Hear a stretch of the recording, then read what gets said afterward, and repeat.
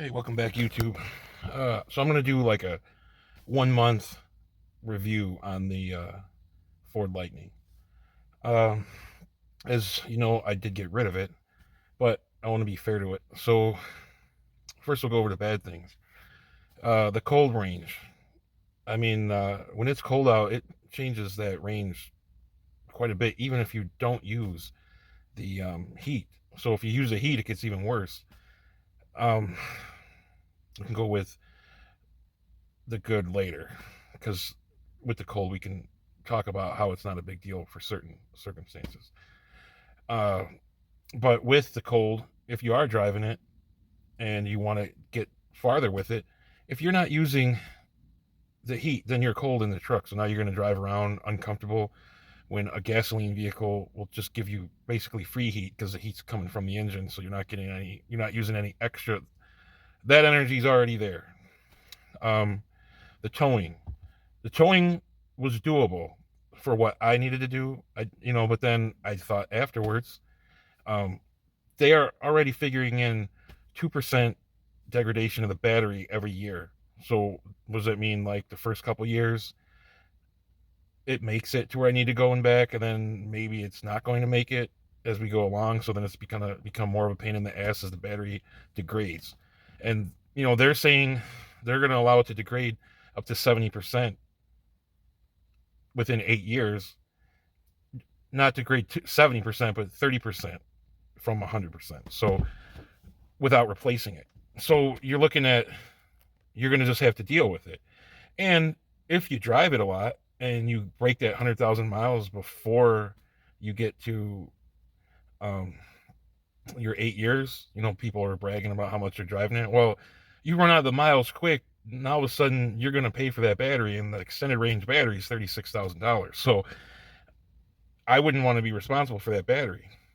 Um, Charge times for me, and when I got it, for me it didn't really matter for when I drove it to work and back because it was free. I could plug into work at free for free. I was a close, within 5-6 miles of work.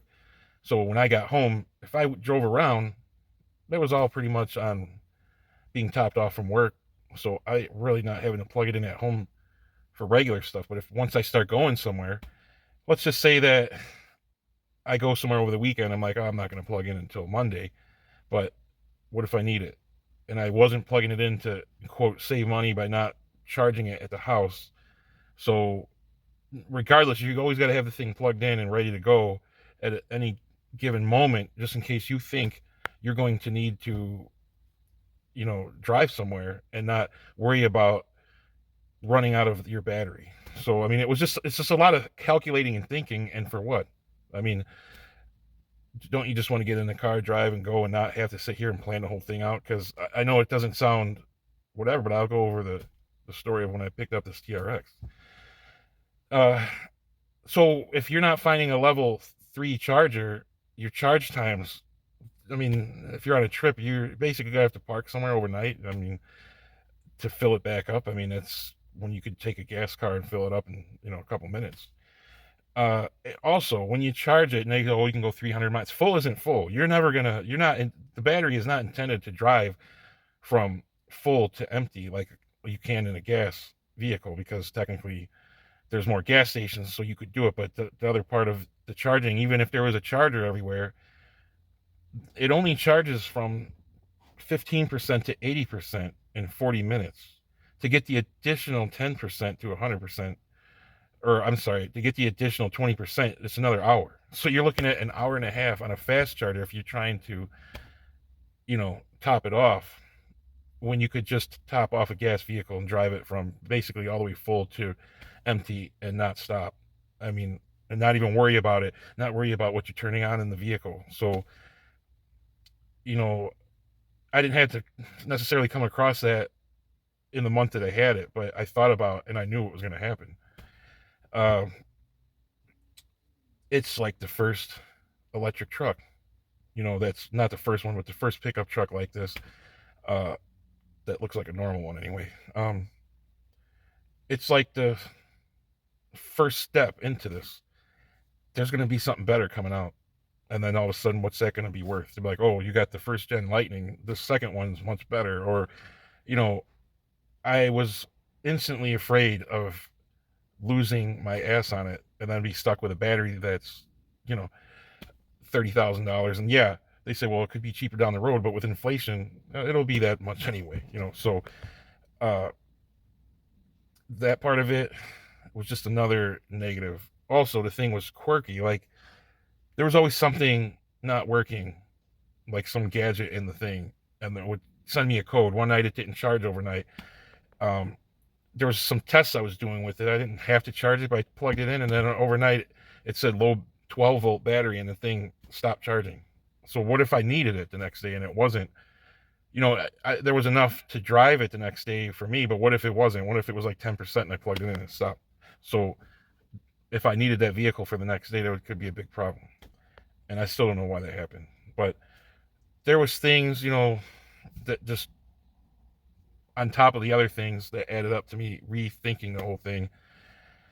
Uh, Also, the way the thing looks, like everybody, you know, with a truck, you can make it look like more of a truck. And so, hey, if you want to put different tires on it and wheels, now you're looking at trying to, well, maybe I need to get lightweight tires and wheels so I don't lose range. If you lift the front 2 inches to level it, you're going to lose range. Almost everybody adding any kinds of wheels and tires is losing 10 to 15% of your range, which, let's just go on the low end. You're automatically taking 30 miles off of it, off of what it can do already, which is 300. And again, you're not really going to get to 320. You're going to drive it, and realistically, you're going to charge it. You're going to have to charge it within 200 miles. That other 100 is going to be you worrying about making it. So that's when your anxiety is going to kick in, is when you're down to under 100 miles, and then you turn on one accessory, and then you're sitting there looking at the thing every second. Even if they added a bunch of chargers everywhere, it's not even about making it. It's about, oh, I got to stop and charge it. And then they're, you know, the on the road chargers are not like charging at home. You're going to be paying quite a bit of money for that. So those were the reasons I changed my mind about keeping it. And, you know, the TRX to me was like, and still is, the best truck I've ever owned or driven. Uh, and that's why I went back to it. This is the only vehicle I've sold one and bought another one. So that says something about this truck. Anyway, the good things. I love the power of the Lightning. It was just like on demand right now, no waiting. Like what they say is what it is. The thing did 0 to 60. Mine did it in like 4.2 seconds, and the TRX is under 4. So I knew it was slower. I could tell, but I don't really care so much about that. But so the power is there. For me, the charging was free, so that was like another bonus of wanting to have it. It's super quiet. It's super smooth. I mean, it's probably one of the best comfort trucks I've driven. So, man, if it just went farther, you know, the Blue Cruise. I love the Blue Cruise. It worked pretty good. There's a few times when I say quirky, a few times it just shuts off and then it tells you to grab the wheel again. But it, for the most part, was working okay. Um, and the fact that you can backfeed your house with it and power your house back up, but whatever, I can just put a generator on it, do the same thing. But I guess those were the pros about it. I mean, if the thing did, I don't know, let's say in the worst conditions, we're talking cold, everything. If the thing could do 300 miles in worst case scenario, that thing would be great. I'd be all over it. If the Ram comes out with that truck that they were thinking about making, like the Chevy Volt with the generator backup for the, what do they call it, the not the extended range, the range extender. So in other words, it's got a battery that takes you a certain distance normally, but if you go beyond that distance, then the generator comes on and charges the battery, or at least sends power to the electric motors. It doesn't actually move the vehicle. It just aids it in continuing. I mean, I'd say any vehicle that can do 100 miles on electric and then take over with the generator, it would be awesome, because most people's trips are not that far. So you would be able to run on your battery and not use gas, and then whenever you go to do a trip, the engine comes on once your battery depletes and you just keep going. And I think that's really the way to go, especially with trucks. Maybe with cars it's different. They're lower, more aerodynamic. They get more kilowatts or more miles per kilowatt. And so that would make more sense. But I think with a truck that put out the same similar power or maybe a little more, it doesn't matter. If it had the same power as a Lightning or more, that wouldn't hurt, but had that uh, range extender on it, I mean, you couldn't beat that. I mean, you'd have all that power of the electric like they do, but you'd have the range that you want. So I just don't think they're there yet. It's just not. And like with the towing, like I love the way it pulled that trailer. It pulled it great. It pulled it better than the TRX without a weight distribution hitch. I can't imagine if I added it, but it's just that the range on it is fine now for me. But down the road, when the battery starts degrading, what's it going to be? And then now it's going to be a pain in my ass. So, like I said, those are my reasons. So it's a great truck. What I would do now is I would buy a standard range and just use that truck in addition to the one I have, the TRX. I would use a standard range Pro model, the cheapest Lightning, and use it for like your daily commuting. The thing does, you know, you're not loading it down. You're just driving it. If you got to do some stuff, pick some stuff up with a truck and you're local, it would work great. But buying the extended range now after having it, it's just, and thinking you're going to use it as like your sole vehicle, no, it's just not ready. Anybody who says it is, then they want to stop all those times and try to, you know, I think people buy it and like I'm just admitting I made a mistake.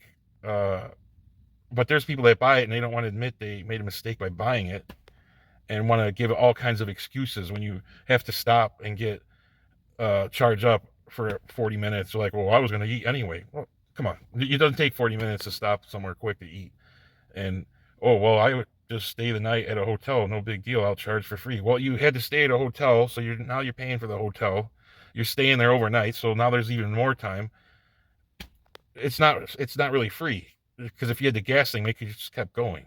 So I don't know why people make excuses. Now, I am not against electric, and obviously I'm not against gas, but when people take the sides, like the gas people, you know, there's diehard gas, like they hate the EV, and then vice versa. Look, the EV is good for certain things. It's just, I say they're good for short range trucks. The cars maybe is a different story, but as far as the trucks go, you're with because of their kilowatts or their miles per kilowatt, you need to charge longer to go less distance because let's say a car gets 4 and the truck's getting 2. You basically have to charge twice as long because the battery's bigger and you're getting less miles for your power. So it's all in all just a disaster as far as an extended range. So I just wouldn't recommend it for anything other than close. Again, there's going to be people say, "Oh, I love stopping and charging." Okay, whatever. If you love it, if you like it, I love it. You know. So, um, anyway, I think, like I said, it's a good truck. If I could swing having it, the Pro standard range work truck version, I would do it. But I see no point in buying a $40,000 or $50,000 electric truck to save gas when I don't drive that far right now, and I have this other truck. So if I had one for free, it'd be great. But no. So if you're thinking about buying one, the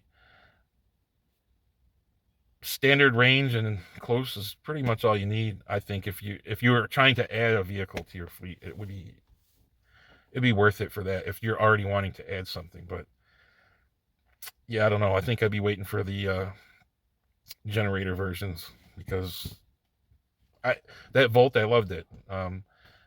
You had the option of driving with the motor on, with the motor off, with of using electric to go somewhere with the gas for like in the winter you could hit a button and the engine would idle and barely use any gas, but it would give you heat, so you didn't use the battery, so it actually was saving you money. You'd be getting doing that, you'd be getting like 70, 80 miles a gallon. So to speak, since you're using the battery.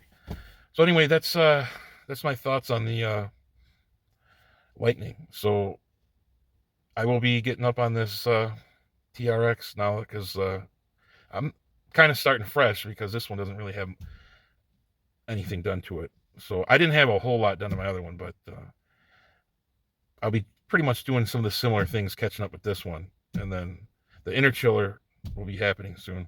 So until next time, we'll talk later.